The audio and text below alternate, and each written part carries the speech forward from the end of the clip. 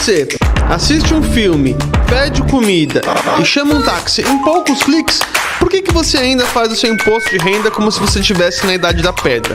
Você não tem que ficar reunindo um monte de documentos ou fazendo todas as contas na mão. É possível sim fazer em poucos cliques, utilizando uma plataforma chamada Velotex, que integra com as principais corretoras e plataformas para que você faça tudo de forma simples, fácil e totalmente segura. Vá no site velotex.com.br ou escaneie o QR Code e faça seu imposto de renda em 3 minutos. A CapTable é a maior plataforma de investimentos em startups do Brasil que conecta você, investidor, a essa nova economia. Nós selecionamos e avaliamos as empresas em ascensão de forma rigorosa. E você se torna sócio das marcas mais inovadoras e com futuro exponencial no mercado. Invista de forma descomplicada, inteligente e exponencial. Acesse captable.com.br e faça parte da nova economia.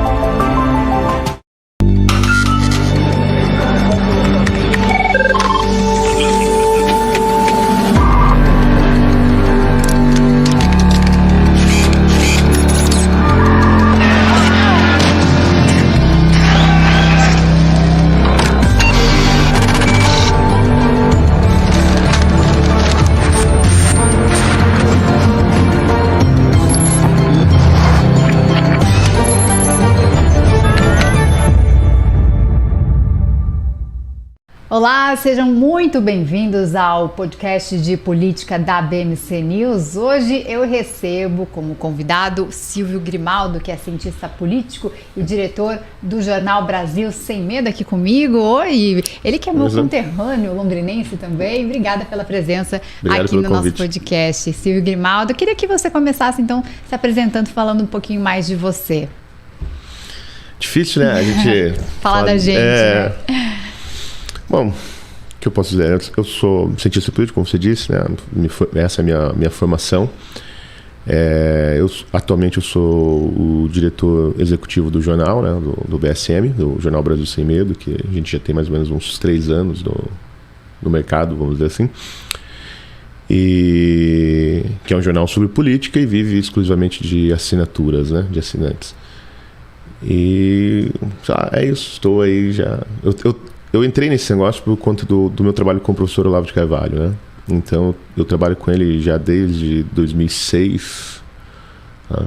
E aí, por conta dessa proximidade com ele, essa minha formação em ciência política acabou se aprofundando, né? E se estendendo em outras áreas. Você também é editor, né, dos livros dele? Sou editor das obras dele. Coordenador do curso do Olavo, que é bem famoso. Sim. Esse era o meu trabalho com o Olavo, né? Então eu coordenava o curso dele, o curso online de filosofia, que todo mundo chama de COF, né? Que é um site, e organizava as obras dele, né? Para publicação, porque eu também sou sócio de uma editora, né? Eu sou dono da Vide Editorial, né? Que publica, entre outras coisas, as obras do Olavo. Ou seja, quem precisava conversar com o Olavo de Carvalho era Silvio Grimaldo. Né? Todo mundo procurava o Silvio. Eu era o porta-voz aqui no Brasil. Bom, o Silvio Grimaldo também é muito influente nas redes sociais, principalmente do Twitter, né? Quem cobre política, quem lida com política tem que estar ali ativo nessa rede social, Twitter também. Então, quem quiser depois seguir Silvio Grimaldo para ver a análise política que ele faz. Bom, eu queria começar justamente falando sobre Olavo de Carvalho, que ficou mais conhecido, ele sempre foi muito reconhecido internacionalmente, mas aqui no Brasil acabou ficando mais conhecido depois da eleição do presidente Jair Bolsonaro, né? Ele ficou conhecido inclusive como o guru de Bolsonaro, Olavo de Carvalho. Eu queria, você que estava próximo, que era muito próximo ao professor, Olavo de Carvalho era realmente um grande conselheiro de Jair Bolsonaro? Da onde surgiu? Eram boatos ou não? Realmente o presidente seguiu algum conselho de Olavo? Conta pra gente aqui. Então, Isa, essa história, eu acho ela muito engraçada, porque na minha opinião ela é uma história inventada pela mídia, né? Então, colocaram a palavra guru, ela colou e ficaram repetindo isso, né? Mas para isso ter algum fundo de verdade, a gente teria que traçar pelo menos algumas políticas públicas ou algumas, sei lá, ações do governo Bolsonaro que a gente pudesse rastrear até o pensamento do Olavo, certo? isso aqui está de acordo com as coisas que ele pensava, etc. Né? E eu acho praticamente impossível fazer isso. Né? Não vou dizer que é impossível, mas não tem... Na política brasileira, principalmente, que há muitas barreiras, né? Deve ser muito difícil fazer o que o professor, né, a ideia do professor, né, seguir. E tem muita... quer dizer, o governo, ele não é... O governo não é a vontade de uma pessoa. O governo não é a cabeça do Jair Bolsonaro. O governo é uma coalizão de forças políticas... Principalmente o Congresso, né? Exatamente. Às vezes até antagônicas. Até mais. Que estão ali, cada um tentando fazer uma coisa. Então, a decisão política dentro do governo, ela se dá com um cálculo de diversas forças, né, disputando. Onde o presidente da República, obviamente, é uma força importante, mas ele é mais uma. Né? Existem outras. E havia, de fato, assim, alguma influência do Olavo em algumas pessoas que estavam no governo. Né? Então, havia alunos dele. Ernesto, Weintraub. O Ernesto, Então, com relação ao Weintraub, eu já nem sei dizer, assim, de fato, o irmão dele era aluno do COF, pelo menos por um tempo, estava lá, né, cadastrado, mas eu também não sei dizer se onde dali estão as ideias do Olavo, né? Por exemplo, uma das coisas que o Weintraub fez quando entrou no MEC, eu por exemplo, estava no governo, né? Eu fui para o governo logo no começo, participei do governo da campanha, governo de transição, e fui para o MEC, né? Então ali eu posso falar, no MEC de fato existia uma influência do Olavo, porque a gente tinha vários alunos do Olavo, gente influenciada por ele trabalhando no MEC. Mas por exemplo, no caso do Weintraub, uma das coisas que o Weintraub fez assim que entrou no MEC foi trocar toda essa gente e retirar quase todos os alunos do Olavo que estavam lá. Né? Por exemplo, ele fechou a TV Escola, que era cuidado pela Fundação Roquete Pinto, né, onde tinham sido colocados vários alunos do Olavo, gente influenciada por ele. Aí, como, enfim, né, a fundação tem mandato, etc., não é assim cargos de livre nomeação, você tem que participar de uma eleição lá dentro do conselho, né? Não dá simplesmente para trocar, mas aí o Abraham, ele fechou a TV Escola, né? Então, assim, bom, daí o Abraham Weintraub é um olavista. Não é verdade. Não sei. Talvez ele tenha ideias que tenham sido influenciadas por Olavo. Mas não foi influenciado por Olavo. O Olavo, o Weintraub entrou na campanha, entrou no governo por conta do Onix, né? Foi ele que trouxe. Porque já teve até citações do próprio Olavo dizendo que Bolsonaro havia tirado os amigos dele, então não seria... um deles não seria o Abraham. Não, acho que eles ficaram amigos, né? Porque depois que o Abraham foi para os Estados Unidos, ele acabou indo visitar o Olavo algumas vezes. Mas o Olavo não tinha nada a ver com o Abraham no governo, né? Então, mas havia algumas pessoas que de fato eram influenciadas por ele, né? Eram alunos dele. Até hoje tem algumas pessoas que eram próximas ao Olavo que ainda estão no governo. Mas não havia muita... Esse papo de que o Olavo era o guru da família Bolsonaro, assim, a família Bolsonaro se aproximou do Olavo.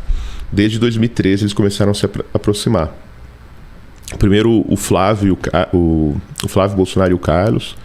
Eu acho que até fizeram uma homenagem para o Olavo, deram uma medalha para ele, uma coisa assim, lá da Assembleia Legislativa do Rio de Janeiro. E depois o Eduardo e depois o próprio Jair. Mas o Olavo conversou mesmo com o Jair poucas vezes, até onde eu sei. E... obviamente ele dava conselhos, mas entre dar conselhos e o sujeito seguir ou conseguir seguir há uma distância muito grande, né? Mas se criou na mídia a ideia assim de que o Olavo era uma espécie de Rasputin do governo Bolsonaro, né? Então que ele era a eminência parda, assim, que o governo estava lá para fazer as coisas que o Olavo queria. E a verdade é que o Olavo nem tinha ideias sobre governo, assim, ele sabia coisas que precisavam ser feitas no Brasil. Mas o mais curioso é que a maior parte, vamos assim, do pensamento político do Olavo não é sobre condução de Estado, né?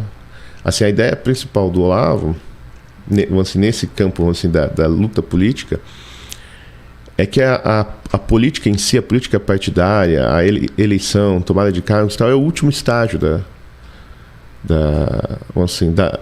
da batalha, né, política.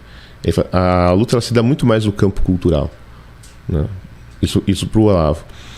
Então, o Olavo, por exemplo, ele passou a campanha inteira com uma posição bastante ambígua, porque ele dizia o seguinte, ele falou, não há o que fazer, assim, a gente não tem, a direita, né, não tem uma militância, a direita não tem partido, a direita não consegue, sei lá, tomar um DCE de universidade, né, então a direita não tem organização nenhuma, não tem think tanks, não tem nada, então vai colocar um presidente da república lá e esse cara vai governar como? Não tem um time organizado, não é nem para administrar a máquina pública, ele não tem a militância, ele não tem nada. Então o Olavo fala assim, a presidência é a cereja do bolo. Por outro lado ele fala, bom, mas agora o processo começou, o que nós vamos fazer também? Não vamos colocar o cara, né? Não tinha como segurar. Mas ele já sabia, ele falou assim, vocês vão colocar, né? Eu não vou usar a expressão do Olavo aqui, né? Mas vocês vão colocar o sujeito lá para ele se dar muito mal, né? E depois do primeiro ano ele já não vai mais conseguir governar, fazer o que ele queria, porque ele não vai ter apoio. Foi exatamente o que aconteceu. Então assim,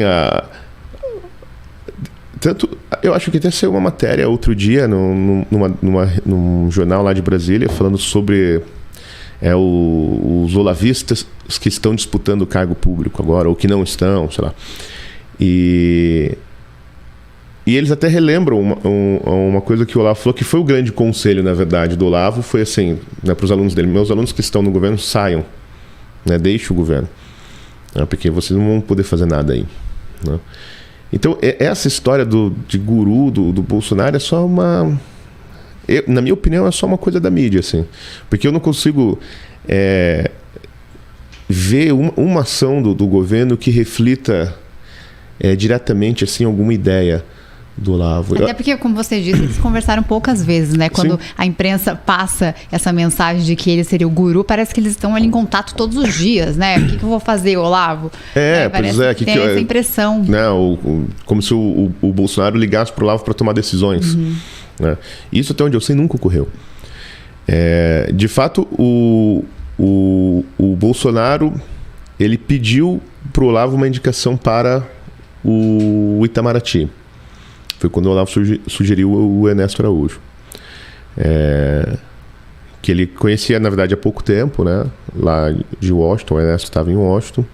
Foi apresentado para o Olavo pelo Nestor Foster, que hoje é o embaixador dos Estados Unidos. E aí o Olavo se afeiçoou do Nestor e acabou... tem esse sujeito aqui, né? E o Ricardo Vélez para o MEC. Essa história do Ricardo Vélez eu conheço bem porque eu participei dela, né? Assim, na verdade, Londrina também, né? O Vélez é de Londrina e eu que falei pro Olavo do Vélez. O Olavo já conhecia, né? O Ricardo, já tinham se encontrado no Brasil algumas vezes. E o professor Vélez tem, né, uma contribuição assim para o pensamento político brasileiro importante, né? Como historiador das ideias, etc. Tem livros importantes, né? E o Bolsonaro, na época, queria que o Olavo assumisse o Ministério da Educação. E o Olavo falou, não, isso não tem menor cabimento. Houve esse convite, então. Houve. Né? E aí eles tiveram uma conversa, o Olavo falou não, e aí, quando veio depois o Bolsonaro ganhou o primeiro, né, foi para o segundo turno, então naquele espaço entre o primeiro e o segundo turno, eles tiveram uma outra conversa. E aí o Olavo falou assim, eu não quero chegar também lá para o Bolsonaro só falar não, eu quero ver se eu posso, sei lá, né, sugerir um nome para ele. Nome. E a gente ficou pensando, um dia conversando, e aí falou, e o Vélez? Ele falou, tem o Vélez e tal. E é isso. O Vélez também foi aluno? Não. Imagina, o Vélez acho que era mais velho até que o Olavo. Eles se conheciam só. Né? E assim, se conheciam, assim, tinham se encontrado em algum congresso uma ou duas vezes, né? Mas nunca foram amigos próximos, né? Mas o Vélez tinha uma história de assim, foi perseguido na universidade por não ser um professor de esquerda, então ele entendia como que a esquerda funcionava dentro das universidades, como que a esquerda tinha dominado as universidades federais, que o Vélez sempre foi professor das federais, né? Então ele era um cara que entendia muito bem, assim, com alguns problemas que ele ia encontrar dentro do MEC, né? E ele tinha uma obra relevante, então ela falou assim, esse sujeito é capaz. E foi isso, e aí sugeriu o nome do Vélez, mas haviam outros nomes também na época rodando ali, né, disputando assim, o espaço pro MEC, né? Na sua opinião, foi um deslize dele? Foi algo mal interpretado? Ele estava fazendo um bom trabalho no Ministério da Educação? Ou foi uma troca que deveria ser feita mesmo? Porque iam ficar batendo em cima dele. Qual que é a sua opinião dessa saída do Vélez ali? Olha, eu acho o seguinte, o Vélez ele chegou com uma missão bem clara no MEC. E ele foi abandonando essa missão com o tempo. Ele era um sujeito que era muito acostumado com a briga, assim, vamos dizer, com a esquerda, mas dentro do ambiente universitário, que ele é mais controlado, vamos dizer assim. Quando o Vélez começou a ver tipo, a cara dele, né, impressa na capa da revista Veja, com a cara de bobo da corte, né, isso começou a pesar muito para ele, eu acho, emocionalmente. E ele começou a recuar. E na política tem isso, né? Quando você apanha e você recua, né? Você dá uma demonstração de fraqueza, ninguém para mais de bater em você, né?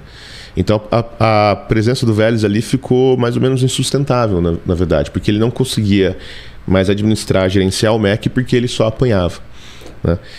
E no meio dessa briga que estava tendo na imprensa, né? A imprensa batendo no Vélez o tempo todo, também, mas não era só a imprensa, né? Você tinha fundações, por exemplo, ligadas ao Paulo Lemann, que não paravam de bater no Vélez o tempo todo, né? Você tinha a organização da Priscila Cruz, que acho que chama Todos Juntos. E por quê? Porque são grupos de interesse, né? O orçamento do MEC são 147 bilhões quando a gente entrou lá. Então, era o segundo maior orçamento da Esplanada. Então, você tem grupos de interesses diversos e enormes lá dentro, né? Que querem controlar, que querem ditar a política educacional, enfim. E ele mudou? Porque nunca vi bater tanto em um ministro da Educação como tem batido nos ministros do presidente Jair Bolsonaro. Se quem mudou? Se ele estava conseguindo fazer algum tipo de mudança. Então, ele tinha uma série de ideias que, ao meu ver, eram ideias boas para o Ministério. Só que ele começou a recuar nessas ideias, até que chegou o momento... E aí, quando ele começou a apanhar, o que ele fez? Ele tentou se sustentar dentro de um grupo que estava dentro do MEC, que era ligado ao PSDB de São Paulo, né? Que entraram lá como técnicos, engenheiros e tal, que administravam lá a Fundação Paula Souza, mas que entendem de educação, né? Porque a Fundação Paula Souza é uma escola, né? No final das contas, para administrar. E começou a se esconder atrás dessa galera. E essas pessoas, embora elas tivessem um perfil de gestão, elas não entendiam exatamente o que era, assim, a nova política educacional para o Bolsonaro, né? E aí, quando ele fez esse movimento, ele começou a ter conflito dentro do próprio MEC, porque a ala, vamos dizer assim, mais conservadora lá dentro, e não admitia aquilo. Falava, que esses caras não querem mudar nada, né, da educação, que eles só querem deixar, assim, o MEC mais azeitadinho, para ele funcionar melhor, não dar tanto gasto e tal, mas assim, não entraria no mérito, na substância das políticas educacionais, né? Então, assim, na verdade, assim, o que o Vélez fez foi um movimento para parar de apanhar, né, da imprensa e dessas organizações, para começar um pouco a agradar todo mundo ali, né, e entregar um MEC eficiente, mas não mexer em nada, em termos de políticas educacionais. E aí isso despertou um conflito dentro do próprio governo, né? Não era só mais do MEC, né? Então tinha gente já dentro do governo que também já não queria mais o Vélez, porque, vamos assim, ele abortou a missão, né? E aí a posição dele ali ficou realmente insustentável, né? Porque o próprio grupo que o defendia ali, que tinha feito pressão para ele ser chamado para o ministério, já não dava mais suporte, porque entendia que ele tinha, vamos dizer, mudado, né? Já que a gente está falando do Ministério da Educação, eu ia falar sobre esse assunto mais para frente, mas aproveitando já que a gente já entrou nessa questão, em dezembro de 2003, o então ministro da Educação, Cristóvão Buarque, inaugurou na frente ali da sede do Ministério da Educação um monumento em homenagem ao educador Paulo Freire, o pedagogo que era aclamado aí como uma personalidade importante na história intelectual do país. Bolsonaro já criticou muitas vezes em público Paulo Freire. Por que a direita tem Paulo Freire como inimigo? Olha, o Paulo Freire, assim, ele é um símbolo, na verdade, né, do fracasso educacional brasileiro. Mas obviamente ele não é o responsável sozinho por isso, né? Até porque o Paulo Freire, ele é um autor bastante confuso. prolixo que é até difícil de compreender exatamente o que ele defende, né? Quais são as ideias dele. E o Paulo Freire não tem nenhuma ideia prática sobre educação, né? Não existe, assim, vou falar o método Paulo Freire não existe, nunca existiu, né? E se você pegar, por exemplo, assim, a contribuição do Paulo Freire na educação direta, vamos dizer, quando ele foi secretário de Educação em São Paulo, né, no governo da Luiza Erundina, ele não fez absolutamente nada, né? Tanto que ele saiu. Então, assim, ele é um símbolo, na verdade, mais do que um influenciador, né? Porque ali ele congrega, né, na pessoa do Paulo Freire, várias, vamos dizer assim, correntes pedagógicas e filosóficas que são, do ponto de vista, sei lá, conservador, que são deletérias, né?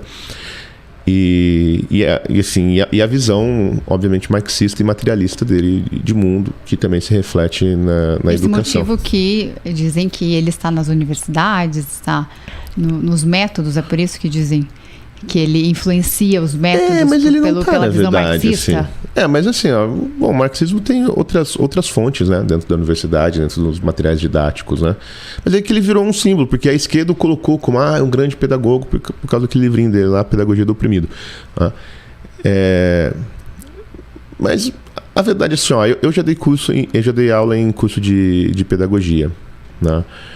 Numa turma de 4º ano de pedagogia. E eu posso falar que nos cursos de pedagogia no Brasil ninguém lê Paulo Freire.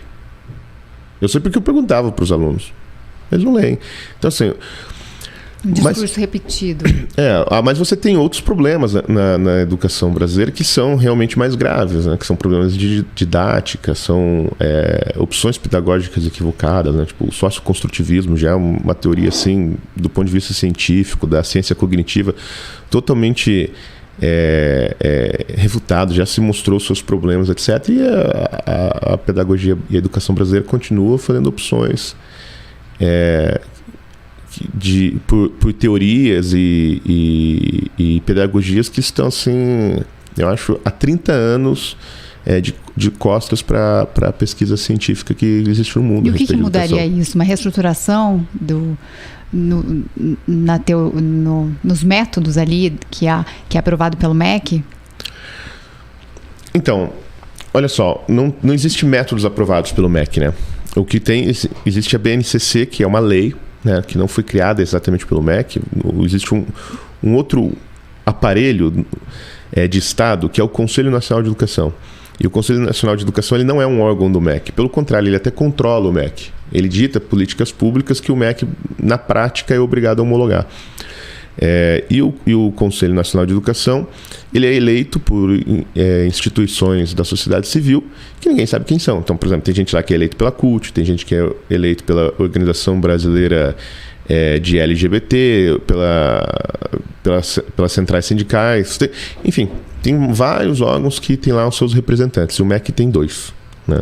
Que é o Secretário Nacional de Educação Básica e o Secretário Nacional de Educação... Não é isso não, mas enfim, o Secretário da Educação Universitária do MEC. São os representantes lá. Então, assim, o que fazer é difícil, porque o Brasil sempre pensa em termos de MEC, né? Então, se é para resolver o problema da educação brasileira, o MEC tem que fazer alguma coisa. E, na verdade, quem resolve o problema da educação brasileira são os professores, né? Assim, a solução está nos professores. Os professores têm que ser treinados em métodos eficientes para saber educar as crianças.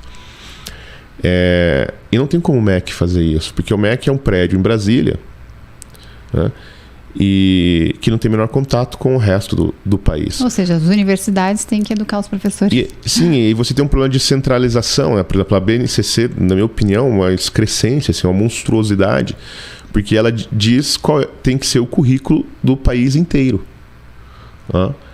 E até tem lá um discurso bonito, de que a gente tem aqui um espaço para manter certa, vamos dizer, a diversidade local e tal, mas isso aí não funciona, porque quando você faz uma prova como o Enem ou Prova Brasil, etc., que são provas que avaliam desempenho em matemática e leitura,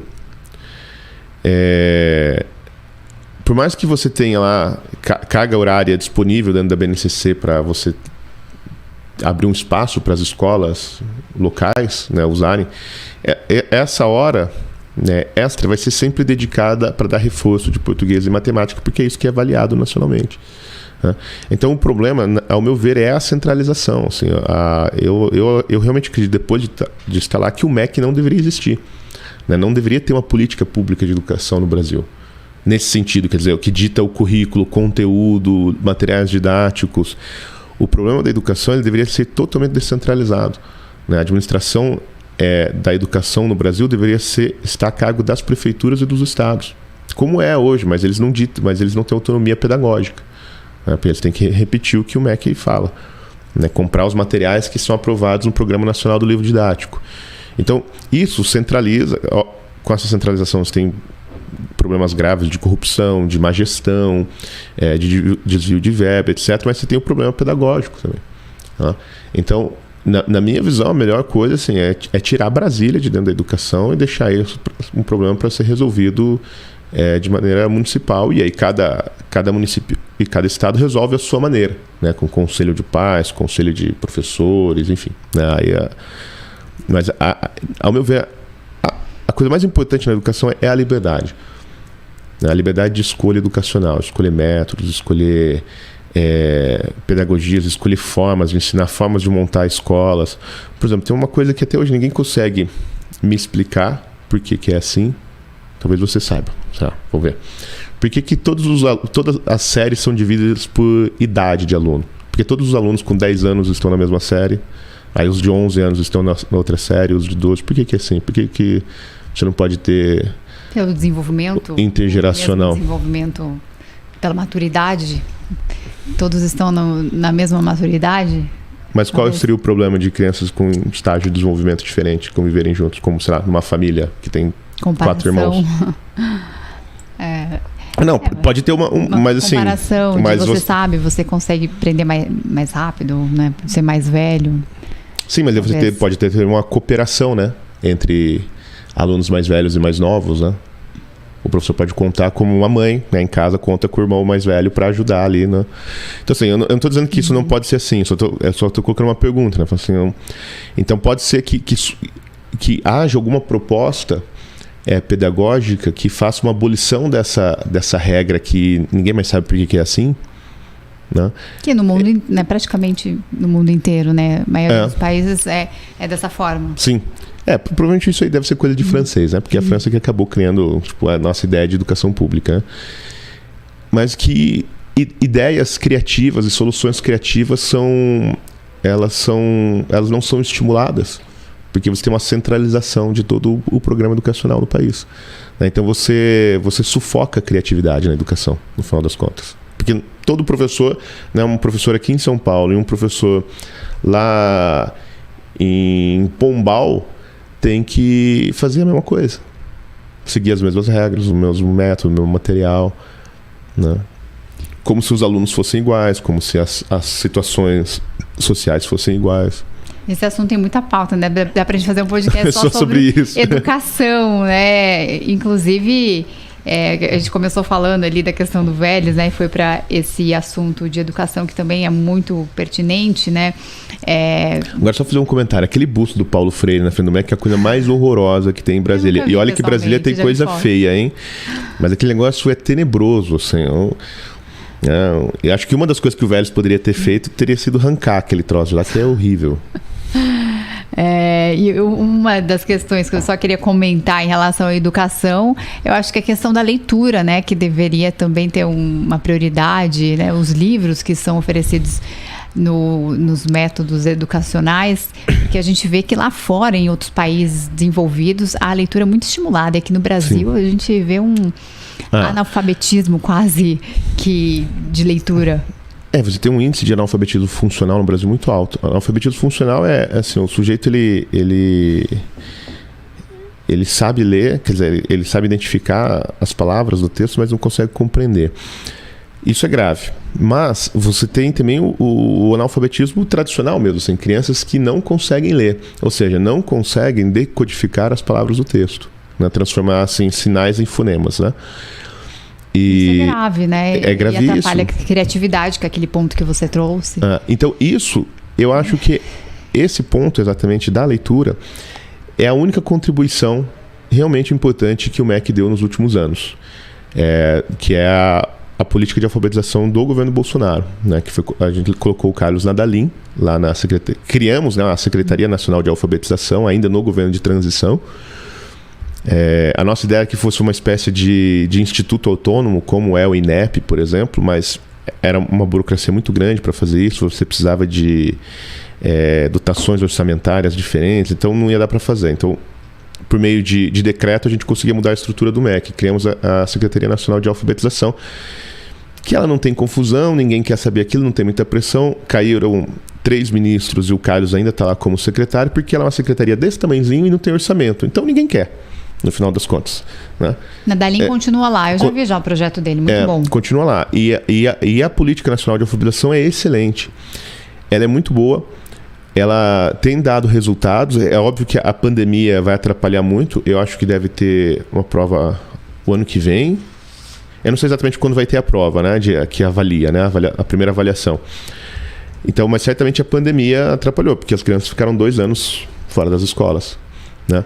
Mas mesmo assim, a política ela é muito boa. Ela é por adesão, ou seja, os professores, as secretarias de educação, elas aderem quem quer, né? Então, existe um trabalho de informação da secretaria que procuram as entidades, vamos dizer, tipo entidades de classe, né, de secretários de educação municipais, estaduais, informam sobre o projeto, dão treinamento. Existem vários cursos online, né, as pessoas nem sabem, mas se entrar lá no site do MEC, tem um curso de alfabetização inteiro lá, que qualquer pai, na verdade, pode fazer. Se quiser alfabetizar seu filho em casa, você entra lá, tem vídeos no YouTube também. Inclusive, eu queria sugerir aqui, para quem tem filho, são vídeos muito bons ali para estimular a leitura em voz alta, técnica aí para introduzir a leitura familiar, muito interessante. A secretaria tem o programa que é a Política Nacional de Alfabetização, e ali dentro tem vários programas, né? E aí um deles é esse eu não lembro o nome, mas desse estímulo da leitura em família, né? Estimular os pais a lerem para as crianças, porque isso dá um ganho cognitivo para a criança enorme, assim, né? Você lê para ela desde que ela nasceu, na verdade. Emocional, outras questões psicológicas. Sim, também, né? E aí o MEC publicou vários livrinhos mesmo de leitura que são pesquisados, né? Tem a quantidade de palavra certa, assim, palavras adequadas para as faixas etárias, para o nível de desenvolvimento. Então são livros muito bem pensados, né? Então lá PDF, as pessoas podem baixar. Ele acho que chama Conta Pra Mim, se eu não me engano, o programa. E aí tem o próprio programa de treinamento de professores em método fônico, né? Que hoje eu acho que é o estado da arte em termos de alfabetização, né? O que a gente sabe que realmente funciona.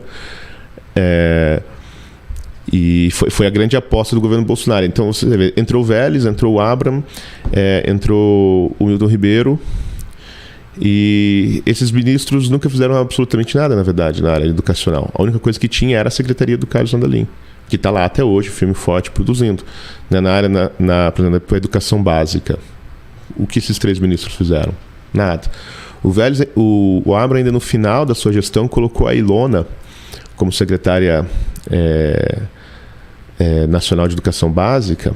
E a Ilona, sim, tinha ideias muito boas e começou a fazer algum trabalho. Se eu não me engano, ela refez todo o edital do Programa Nacional do Livro Didático, mudou o que era exigido das editoras, baseado em pesquisas cognitivas, em pesquisas mais atuais sobre como as crianças aprendem.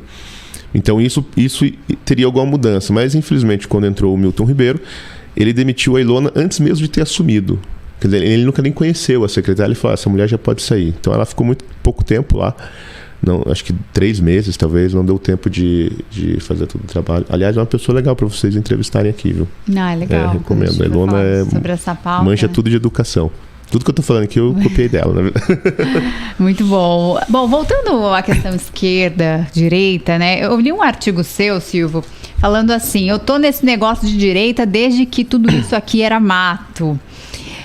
Você acredita que após a eleição do presidente Jair Bolsonaro houve aí uma maior polarização entre direita e esquerda? Havia direita realmente no Brasil, que era antes considerada PSDB, né? As pessoas que votavam, os direitistas que votavam em candidatos teoricamente da direita eram Sim, em 2014 a gente votava no Aécio feliz, assim, né? Como é que foi por muito tempo o PSDB era encarado como a direita, né? Eu lembro quando eu estava na faculdade, o presidente era o Fernando Henrique, né? Então, assim, a esquerda odiava o Fernando Henrique porque ele era um neoliberal. Hoje todo mundo chama a gente fascista, né? Mas na época o xingamento era neoliberal. Mudaram de neoliberal para fascista. E o Fernando Henrique era considerado, assim, à direita. Né? Eu falei, bom, então estamos no mato, né? Porque se o Fernando Henrique é à direita, assim... Então, o que tem depois dele, né? Sei lá, tinha o Enéas, não sei, talvez. Mas eu não acho que houve essa polarização, como se fala. Né? Eu acho que o fenômeno é diferente um pouco. Né? Ele não pode ser chamado de polarização, porque o que acontece assim, até 2013, na verdade, não existia uma direita no Brasil. E isso que eles chamam de polarização, na verdade, é só o fim da hegemonia esquerdista sobre a política. Porque, por exemplo, você pega uma eleição como a de 2014. Ou a de 2010. Né? Nessas duas eleições, você só tinha partidos de esquerda concorrendo. Você tinha o Ciro, o Aécio, o Serra, a Dilma e... sei lá, e algum outro candidato de mais à esquerda ainda. Então você teve várias eleições no Brasil que só tinha candidatos de esquerda. Mas, teoricamente, o Serra era considerado ali um centro-direita, né? Até então. Será? Era o que as pessoas, pelo menos pelas políticas econômicas. Uma política um pouco mais liberal. Eu não vejo nada de liberalismo no Serra, né? O Serra, se vocês lembrarem bem, o Serra foi o sujeito que, quando estava no Ministério da Saúde, ele criou toda a campanha antitabagista do Brasil, que é uma campanha completamente iliberal. Acho né? que as pessoas viam no Serra um Fernando Henrique, uma sucessão talvez de Fernando Henrique. Por isso consideravam assim. Então, mas aí que tá. Ele só era à direita do PT, né? Eles só estavam à direita do PT, mas esses caras nunca foram uma direita liberal, com programas liberais e tal. É que o Fernando Henrique privatizou meia dúzia de trambolho, né, estatal que tinha no Brasil. E por isso ele foi considerado um neoliberal, mas... ao meu ver, não tinha políticas assim... sei lá... que eu consideraria ou conservadoras ou de direita. Mas enfim, de fato tinha isso. Então, tá vendo? Essa era a percepção, né? Que as pessoas tinham, que não era uma hegemonia de esquerda porque tinha o Serra. Ao meu ver, o Serra sempre foi um cara de esquerda. E o que acontece? Depois de 2013, isso começa a mudar. Começa a surgir, pelo menos publicamente, ainda que você não tenha partidos, você não tenha grandes lideranças políticas, começa a surgir uma direita que fala, que tem voz, que fala e fala, não, eu sou um cara de direita, eu acredito nisso, acredito naquilo. Na política, entre os políticos, você disse? Não, entre a população. Político só faz besteira, né, Isa? Político aparece depois, vê assim, para onde o barco está indo, deixa eu ver se eu consigo pegar uma parte aqui desse eleitorado e chamar de meu, né? Então, por exemplo, é o fenômeno de 2018, né? Eu falo, quando a gente foi para o governo de transição, né, depois da eleição do Bolsonaro, todo dia aparecia lá em Brasília um sujeito que batia no peito e falava, eu sou Bolsonaro desde criancinha, né? Isso tem, porque assim, agora mudou, né? Agora não é mais a esquerda, agora é a direita. Sei lá, tipo, pega um Fábio Faria, por exemplo, que é o ministro, né, das comunicações. Do Centrão, conhecido como Centrão. O cara Centrão. Tá lá abraçado com a Dilma, tá abraçado com o Lula, e abraçado mesmo, tem foto dele. Depois tá abraçado com o Aldemar da Costa Neto, não sei. E aí entrou o Bolsonaro, ele tá abraçado com o Bolsonaro. Então, assim, ele é só tipo um puxa-saco, né? Da política, então ele vai onde tá. Então, quando era da Dilma, ele tava lá, eu sou um cara que gosto do PT, gosto da esquerda, agora é o Bolsonaro, agora eu gosto dessas outras coisas aqui do Bolsonaro. Político é assim, mas enfim, começou a surgir. Então, você tinha um controle, sobretudo da opinião pública, total por parte das esquerdas.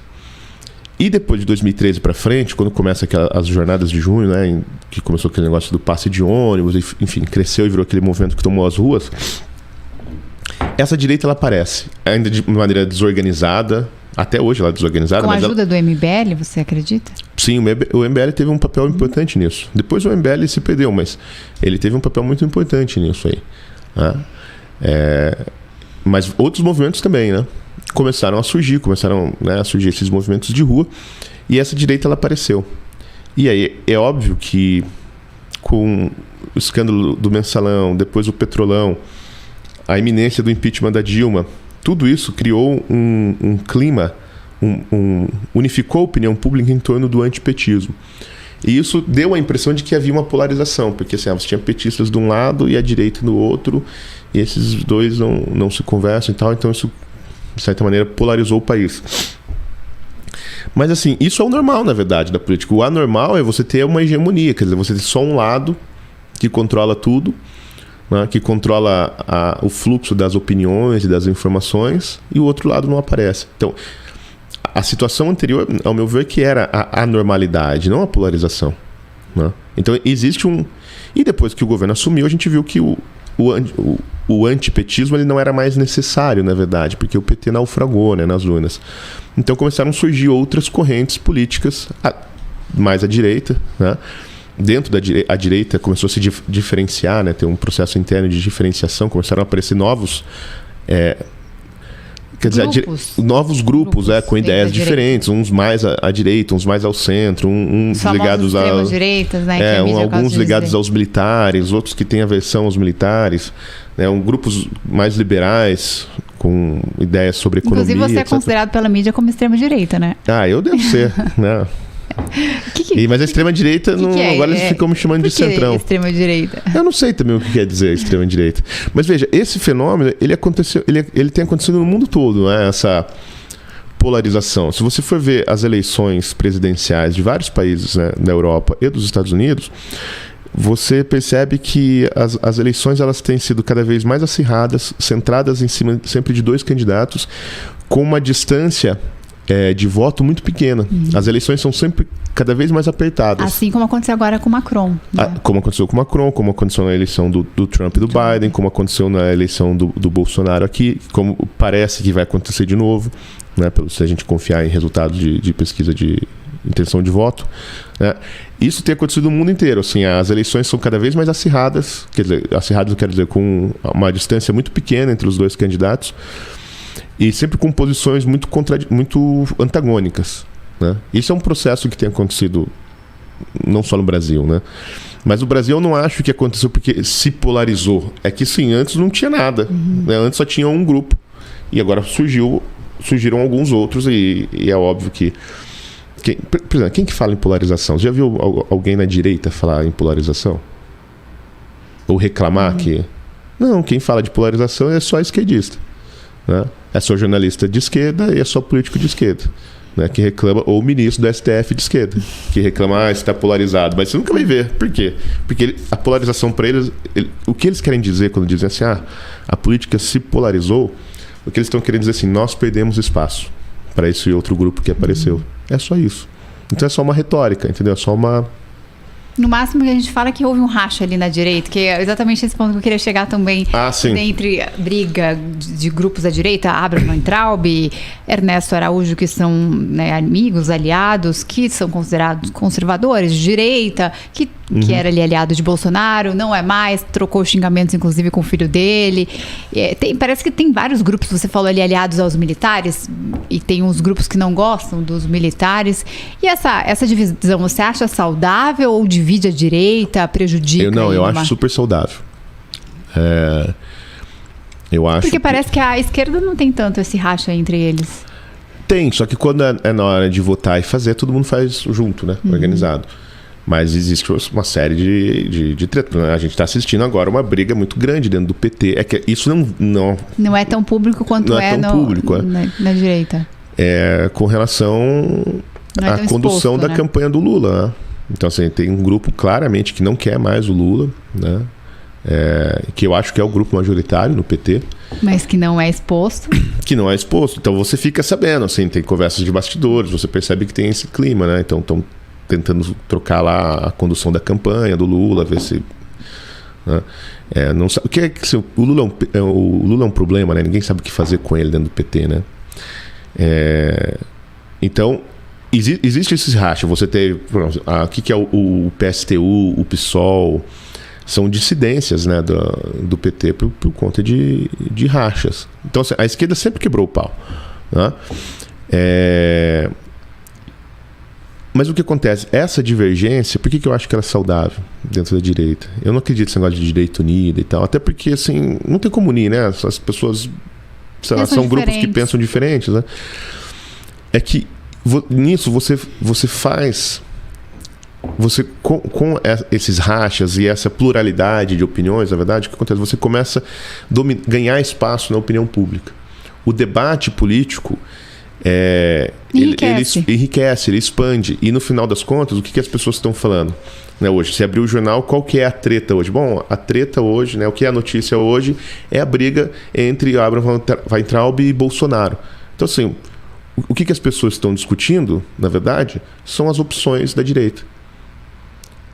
Eu acho isso um grande ganho, entendeu? Do ponto de vista, assim, como um analista, né? Não como um militante. Fale mal, mas fale de mim. Exatamente. Então, assim, esses caras estão quebrando pau e eles são o assunto. Então, o que se torna relevante politicamente no Brasil é os rumos internos da direita. Então, eu acho que quanto mais treta, mais discussão... É lógico que a coisa tem que ter algum nível, né? Não é brigar por brigar, tem que ter algum critério. Mas eu acho isso super saudável. E eu acho bom que os grupos, que essas várias correntes na direita, elas fiquem cada vez mais diferenciadas mesmo. Você saiba quem é quem, quais são as propostas, né? Que essas coisas apareçam mesmo, se tornem públicas. Mas de forma saudável, né? Sem essa briga. A gente, principalmente agora chegando na reta final ali. Chega na reta final, né? A gente nem começou ali realmente a campanha, mas vai ser um ano de muita briga, né? Vai. E aí no Twitter todo mundo fica muito macho, né? Também, né? Então, assim, as pessoas falam coisas ali que nunca falariam, né? Na cara de alguém, né? Então o Twitter dá essa amplificada, né? Na treta, e muita gente participa, né? Porque se você for ver assim, na mídia tradicional, etc., quem participa da discussão pública, assim, são as lideranças, as pessoas que têm que aparecem mais, né? Os políticos, etc. Agora no Twitter todo mundo fala, né? Então, sei lá, o Eduardo Bolsonaro e o Abraham começam a discutir publicamente e já se forma aquela torcida em volta e a galera começa a atiçar o outro, assim, e aquela... Então, o Twitter é uma espécie de caixa de ressonância, né? Para isso. Agora, o problema é o seguinte: do ponto de vista do movimento conservador, é que, por mais que haja divergências dentro da direita, as pessoas não podem perder o foco que há um inimigo muito maior, né, do país, do que o seu eventual ideologia, inimigo dentro da direita, porque esse cara vai ocupar o cargo de deputado que você está querendo disputar, etc. Existe um problema muito maior, né, a ser combatido, que, do meu ponto de vista, é o próprio PT, né? Assim, não é possível que esses caras voltem, não é admissível que esses caras voltem ao poder. Então, essa disputa da direita ela é saudável até o ponto em que você não perca isso de vista, né?